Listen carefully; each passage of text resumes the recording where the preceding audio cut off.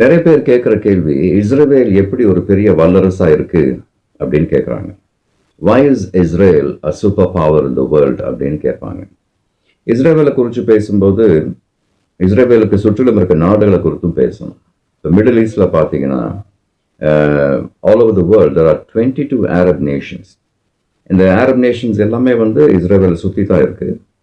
இந்த Arab Nations பார்த்தீங்கன்னா Egypt, Saudi Arabia, Jordan, Iran, Iraq, Syria, Lebanon, அப்படி இருக்கிற அரப் நேஷன்ஸ் எல்லாம் பார்த்தீங்கன்னா இஸ்ரேவேலை எப்போவுமே வந்து எப்போ அழிக்கலாம் இல்லைன்னா இஸ்ரேவேல் எப்போ விழும் அப்படின்னு காத்துக்கிட்டு இருக்க நேஷன்ஸ் மோஸ்ட் ஆஃப் தெம்.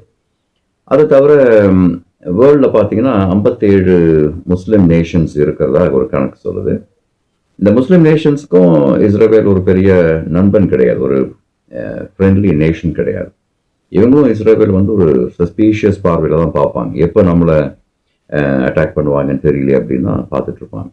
இப்போ இத்தனை நாடுகள் 22 அரப் நேஷன்ஸ், 57 முஸ்லீம் நேஷன்ஸ் இருக்கும்பொழுது இவங்க மத்தியில் இஸ்ரேல் இப்போவும் தலை நிமிர்ந்து நிற்குது அப்படின்னு பார்த்தீங்கன்னா அதனுடைய காரணங்கள் வந்து பல.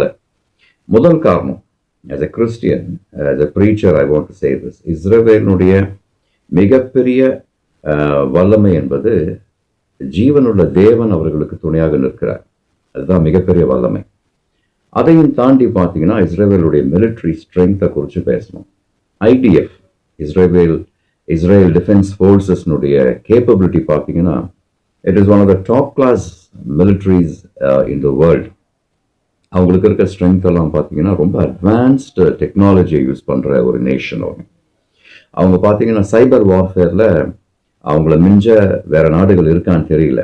இதே மாதிரி இப்போ புதுசாக வந்திருக்கிற ஆர்டிஃபிஷியல் இன்டெலிஜென்ஸ், மிலிட்ரி ரொபாட்டிக்ஸ், இதிலெல்லாம் வந்து ரொம்ப கைதேர்ந்த ஒரு பவர், ஒரு லீடர் நேஷன் இந்த இஸ்ரேல்.